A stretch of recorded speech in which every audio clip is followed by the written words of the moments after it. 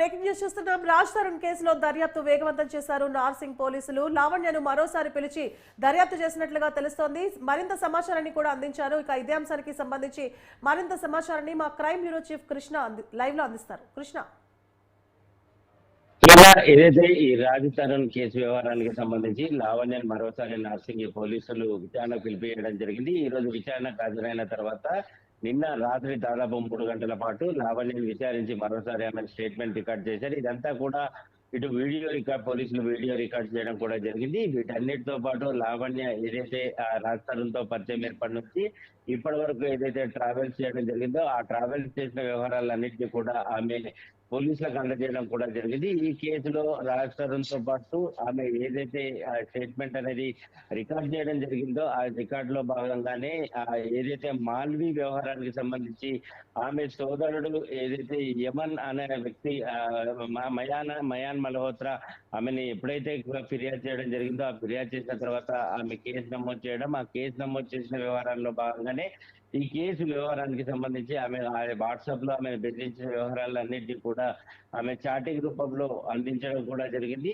ఈ అందించిన ఈ చాటింగ్ వ్యవహారాలన్నీ కూడా వారు పోలీసులన్నీ కూడా వాటిని స్వీకరించారు. అంతేకాకుండా ఆ ఆడియో ఏదైతే ఫోన్ ఆమెను బెదిరించడం, ఆ తర్వాత రాజ్ మాట్లాడిన సంభాషణలు, ఆమెకు అబార్షన్ చేయించిన ఈ మొత్తం ఏదైతే మెడికల్ కి సంబంధించిన బిల్స్ అన్నిటిని కూడా సబ్మిట్ చేసింది. ఇప్పటికే ఏదైతే లావణ్య ఇచ్చిన ఫిర్యాదు మేరకు పోలీసులు ఎఫ్ఐఆర్ కూడా నమోదు చేశారు. ఇందులో రాజ్ తరుణ్ A1 గా, తర్వాత మాల్వి మల్హోత్రాని A2 గా, ఆమె సోదరుడైన మయాన్ మల్హోత్రాని A3 గా పోలీసులు నమోదు చేయడం కూడా జరిగింది. ఇంకా మొదట ఆమె ఇచ్చిన ఏదైతే ఆమెకు నోటీస్ ఇవ్వడం, ఆ నోటీస్ ఇచ్చిన తర్వాత ఆమె దగ్గర ఉన్న ఆధారంలో దాదాపు 170 ఫోటోలు, ఈ హాస్పిటల్ కి సంబంధించిన బిల్స్ వీటన్నిటిని కూడా అందజేయడం జరిగింది. ఇక తాజాగా రెండోసారి నిన్న రాత్రి దాదాపు 2.5 గంటల పాటు పోలీసులు విచారణ చేపట్టి ఆమె దగ్గర నుంచి మరోసారి స్టేట్మెంట్ అన్నిటి కూడా రికార్డ్ చేశారు.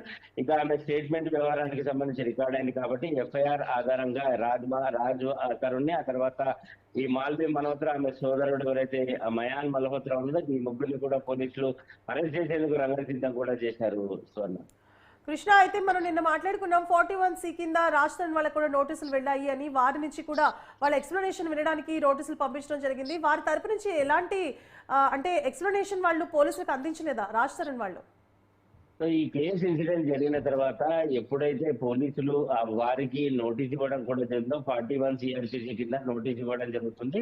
ఈ నోటీస్ వ్యవహారానికి సంబంధించి వారం రోజుల్లో కూడా వీరు వివరణ కనుక ఇవ్వకపోతే ఖచ్చితంగా పోలీసులు వారిని అరెస్ట్ చేసే అవకాశాలు కూడా ఉంటాయి. కానీ ఎప్పుడైతే లావణ్య మొదట ఫిర్యాదు చేయడం జరిగిందో అప్పుడే రాజ్ తరుణ్ కి, ఆ తర్వాత మాల్వి మల్హోత్రాతో పాటు మయాన్ మల్హోత్రా కూడా పోలీసులు 41A CRPC కింద నోటీస్ ఇచ్చారు. ఆ నోటీసు క్రమంలో పోలీసులు అలాగే లావణ్య కూడా ఒక నోటీస్ ఇచ్చారు ఆమె దగ్గర ఉన్న ఆధారాలు నిర్ణయించాలని. కానీ పోలీసులు కేసులో చాలా నిర్లక్ష్యంగా వ్యవహరించినారు.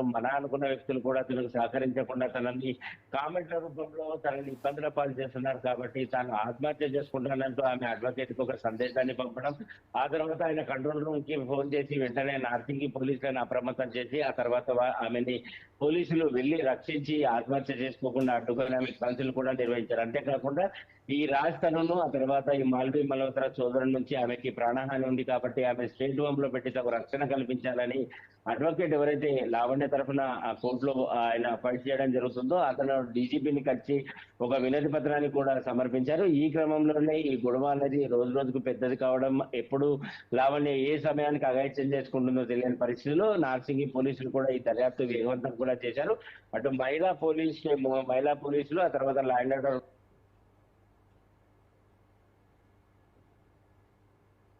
ఏదేమైనప్పటికీ పోలీసులు దూకుడు పెంచి ఇప్పటికే రెండోసారి కూడా లావణ్య దగ్గర స్టేట్మెంట్ రికార్డ్ చేశారు. కాబట్టి ఖచ్చితంగా ఈమెను అరెస్ట్ చేసే రాజ్ తరుణ్, ఆ తర్వాత మాల్వి మల్హోత్రా, ఆ తర్వాత ఆయన సోదరుడు ఎవరైతే బెదిరించడం జరిగిందో మాల్వి సోదరుడు మయాన్ని కూడా అరెస్ట్ చేసే అవకాశాలు ఎక్కువగా కనపడుతున్నాయి.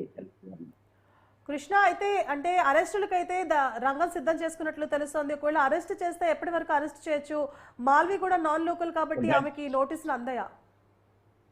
సో ఖచ్చితంగా వారికి నోటీస్ ఇచ్చి దాదాపు ఇప్పటికే 5 రోజులు పూర్తయింది. మరో 2 రోజులు మాత్రమే గడువు కాబట్టి ఖచ్చితంగా ఈ 2 రోజులు కనుక వారి నుంచి ఎలాంటి సమాధానం రాకపోయినా, విచారణకు హాజరు కాకపోయినా ఖచ్చితంగా అరెస్ట్ చేస్తాం. ఈ కేసులో ముందుగా మయాన్ అరెస్ట్ చేసేందుకు పోలీసులు రంగం సిద్ధం చేశారు. ఎందుకంటే ఎప్పుడైతే ఆయన కేసు పెట్టక ముందు, ఆ తర్వాత కేసు పెట్టిన తర్వాత ఈ కేసు విత్డ్రా చేసుకోవాలని తన సోదరికి రాష్ట్రానికి దూరం ఉండాలి, లేదంటే నేను అంత చూస్తానంటే ఆమెకు వాట్సాప్ లో అంటే భయపెడుతూ బెదిరిస్తూ ఆమెకి మెసేజ్ సందేశాన్ని ఇవ్వడం కూడా జరిగింది. ఆ వాట్సాప్ సందేశాలన్నింటినీ కూడా ఆమె స్క్రీన్ షాట్లు తీసి పోలీసులకు ఇవ్వడం కూడా జరిగింది. పోలీసులు కూడా వాటన్నింటినీ కూడా టెక్నికల్ ఎవిడెన్స్ కింద వాటన్నింటినీ కూడా తీసుకొని కేసు దర్యాప్తు అనేది ముందు చేశారు. ఆ తర్వాత ఈ కేసులో రాస్తారని మళ్ళీ ఎవరైతే వీళ్ళు ఒకవేళ కనుక నోటీసులు స్పందించి రిప్లై ఇస్తే సరే, లేని పక్షంలో కూడా ఖచ్చితంగా ఈ కేసులో వారి ముగ్గురిని కూడా అరెస్ట్ చేస్తామని చెప్పి పోలీసులు స్పష్టం చేస్తున్నారు. సువర్ణ.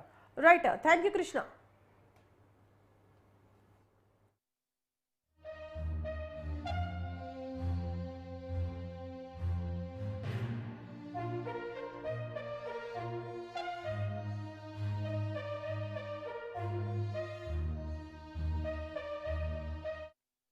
మన ఎఫ్ఐఆర్ కాపీది స్టేట్మెంట్ ఇవ్వడం జరిగిందండి.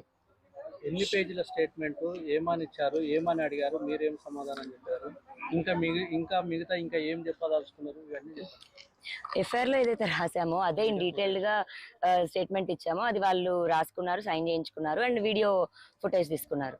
వాళ్ళు ఏం అడిగారు, మీరు ఏం చెప్పారు, ఏం జరిగింది, ఎలా జరిగింది, రోజు మీకు మీడియాకి చెప్పేదే, ఇవాళ వాళ్ళకి స్టేషన్ లో చెప్పాము, వాళ్ళు రాసుకున్నారు. మళ్ళీ కూడా రమ్మన్నారా? మండే రావాల్సి ఉంటుందండి. అదే యాక్టర్ మీద ఏమన్నా చెప్పారా మేడం? ఇంకా పర్టికులర్ మల్లిహోత్రా పైన యాక్టర్ అంటే ఎవరు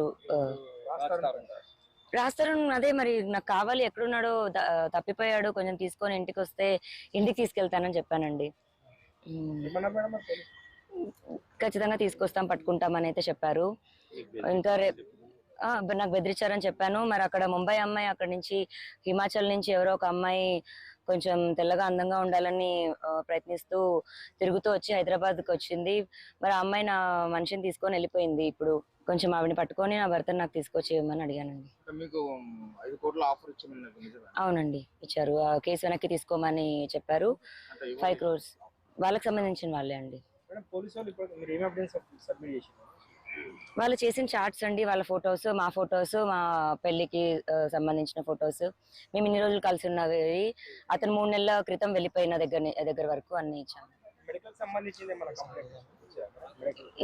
నా మెడికల్ సర్టిఫికేట్స్ అంటే నాకు ఇప్పటి వరకు ఏది దగ్గు జలుబు లాంటివి వచ్చినా మరి తన పేరే కదండి ఉండింది, తన కార్డు నుంచే పేమెంట్స్ అన్నవన్నీ జరిగాయి.